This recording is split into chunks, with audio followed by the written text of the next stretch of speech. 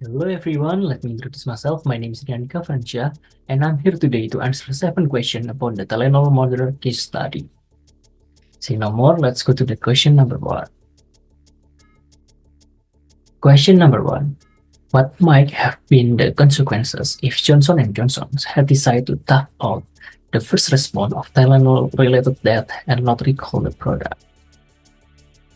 So, my answer is, if Johnson & Johnson had ignored the initial reports, it likely would have led to more death, because temperate Tylenol would have to remain on the shelf, putting countless consumers at risk, and the surge in death would have sparked outrage and panic. It can also destroy public trust in Tylenol and potentially Johnson & Johnson as a whole. The lawsuit would have undoubtedly followed, causing immense financial strain. The negative publicity could have spread to other Johnson & Johnson products, damaging the entire brand image. Question number 2. What other public relation option did Johnson & Johnson have in responding to the first round of the Tylenol murders? So, I think a full recall and compensating victim is another option for Johnson & Johnson. Because a full recall, even all at once, could show that they prioritizing public safety over their profits. This could minimize the long-term damage to consumer confidence, and by compensating even without legal liability, could show empathy and a desire to help suffering families. However, such a move could also be seen as an admission of guilt and could set an example for future incidents of tampering. But this option also have a domino effect. If they immediately recall the Tylenol and compensate the victim's family, then this could set the stage for future incident of tampering. Why? Because the other companies may face similar situation, and consumer could potentially sue any manufacturer whose product is tampered with, and regardless of the company's fault.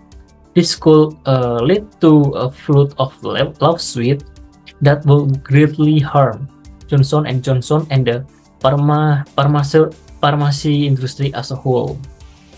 In addition, a full recall might encourage copycats to act recklessly.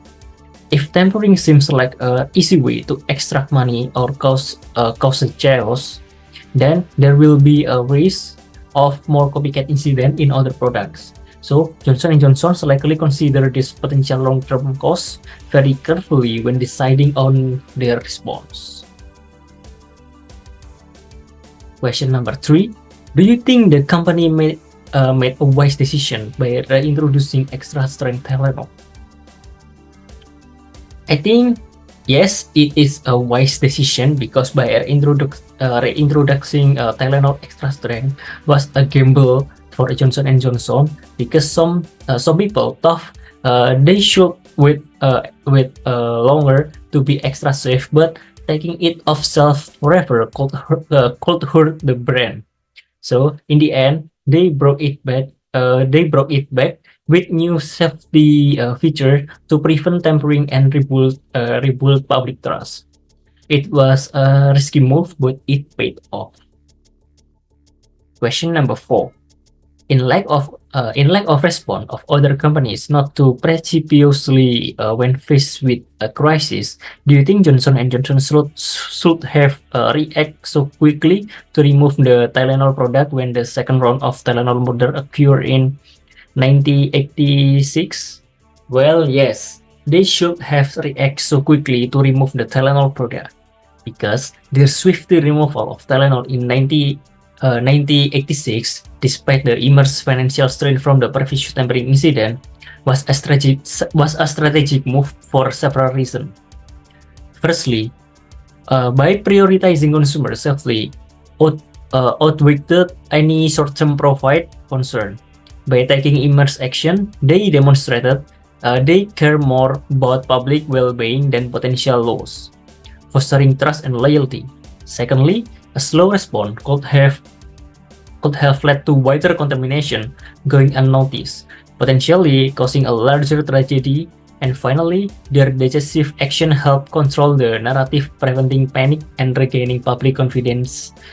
Tester. This swift response, tough difficult, laid the groundwork for the Tylenol eventual return to make the dominance. Question number 5. What specific lesson can be derived from the way in which Johnson & Johnson handled the public relation aspect of these tragedies? Lesson that we can learn from the Tylenol crisis of 1982 is a textbook example of effective crisis communication for Johnson & Johnson, and the key lesson lies in their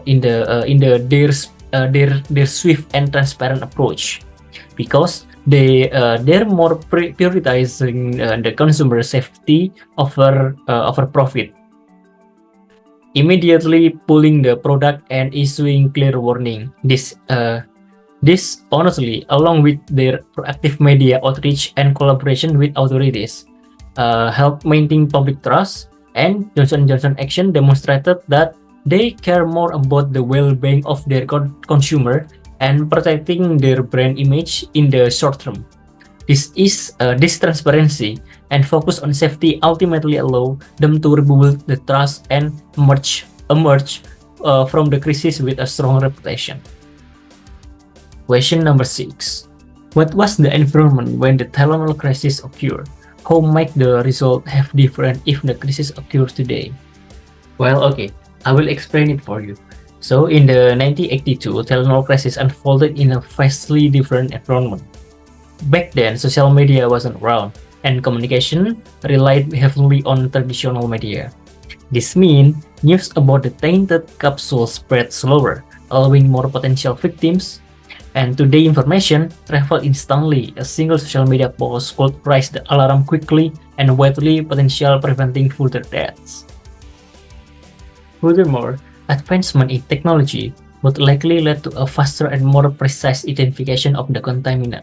In 1982, pinpointing the culprit likely took more time and resources. And for today's sophisticated lab technique could make the process more faster, allowing for quicker targeted warnings and product recalls. Question number 7. See what information Johnson & Johnson offer for each customer on the Tylenol website. Follow the links to the care cards, house calls, and FAQ sections. How do this section demonstrate Johnson & Johnson's concern for consumer? How do you think Johnson & Johnson's will use this website to communicate with the public if new health scares surface?